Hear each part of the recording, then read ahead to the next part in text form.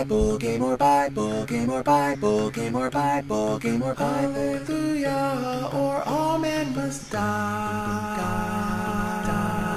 Hallelujah. Bible game or Bible game or Bible game or Bible game or Bible game or Bible game or Bible game or Bible game.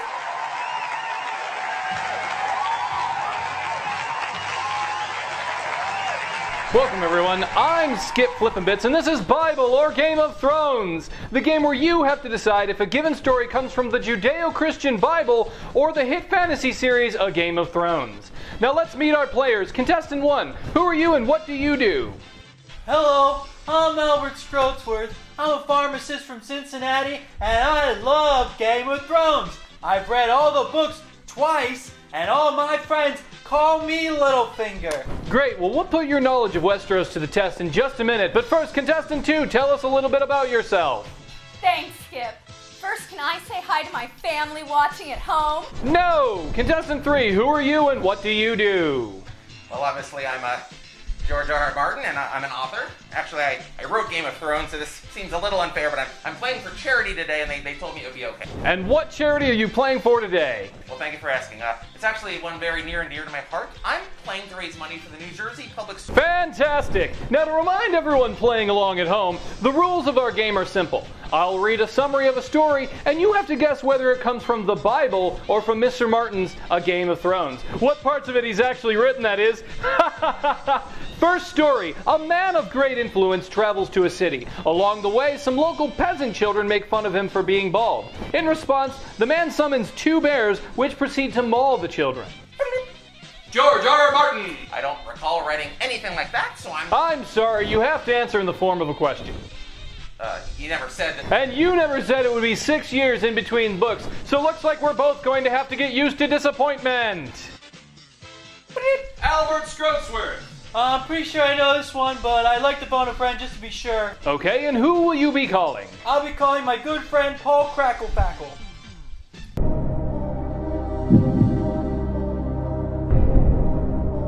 Cracklepackle's House of Stackle, where we tackle all of your stackle needs. Paul, it's Albert. I'm on Bible Game of Thrones. I need your help. Man has a bunch of children killed by bears making fun of his bald head. That's not Game of Thrones, right? Was there any mention of gratuitous full front male nudity?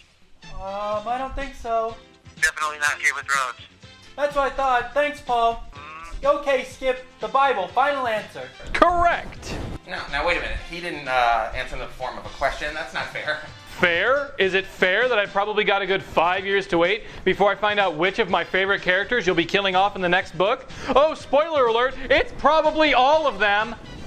Story 2. The leader of a humble group of followers crosses a desert and overcomes many hardships only to be betrayed by a trusted advisor. This leader is then apparently killed, but rises up from the dead with an even more devoted group of followers. George R.R. Martin! Well, this one could really go either way, but I'm gonna have to guess. Albert Scroatsworth! I can't decide if you're talking about Daenerys Stormborn or Jesus, so I'd like to call another friend. Alright, and who will you be calling this time? My close friend, Ronald Hunchin-Crunch.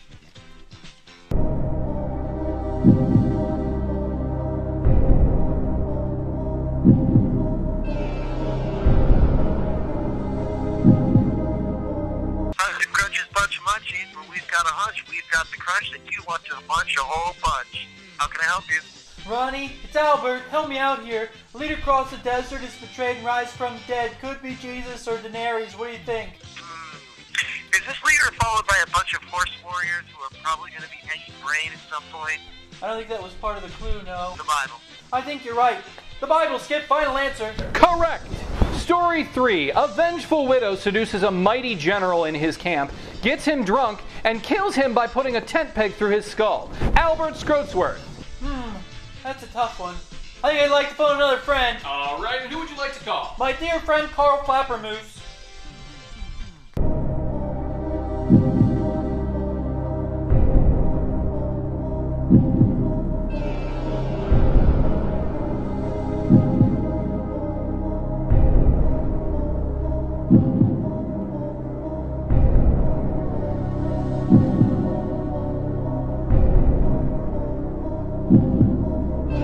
Thank you for calling Flappermoose Auto Repair, where we say things that rhyme with parts of my last name. How can I help you?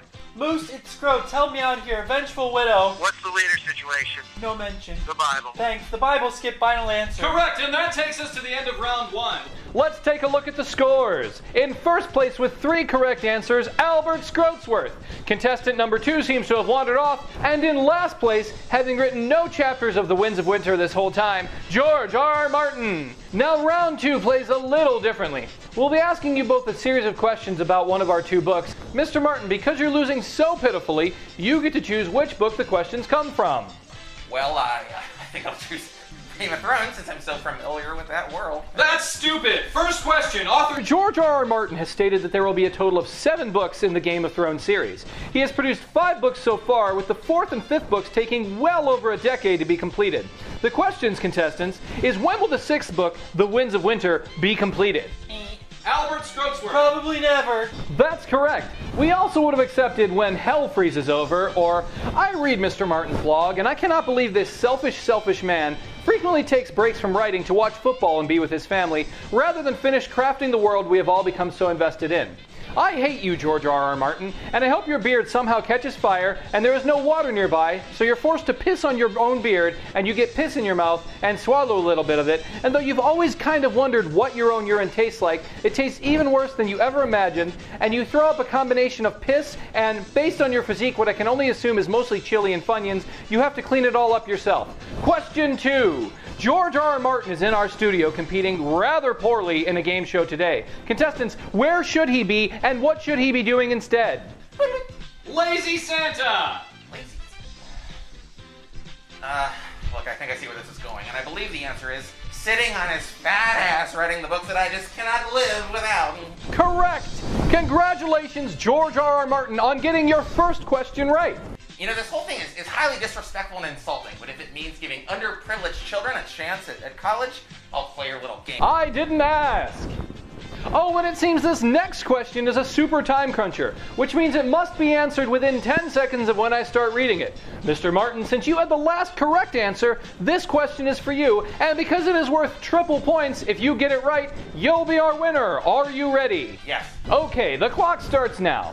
In A Storm of Swords, the 3rd book of the Game of Thrones series, also known as A Song of Ice and Fire, the character of Brienne of Tarth, renowned for both her skill with a sword and for her unsightly appearance, sets out upon a quest across the mainlands of Westeros, the lands of the Seven Kingdoms, to...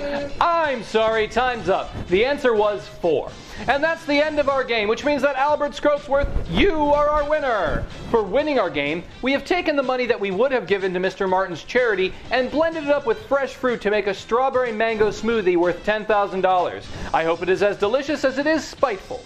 Mr. Martin, for coming in last place and for all of the boring brand chapters, will be burning down no less than 4 public schools in New Jersey. But as a consolation prize, you'll be receiving this lovely writing kit and this plaque commemorating your time here. Winter is coming. The fuck? That's it for our show today, but tune in next week when we play House of Cards or Dick Cheney's Actual Life.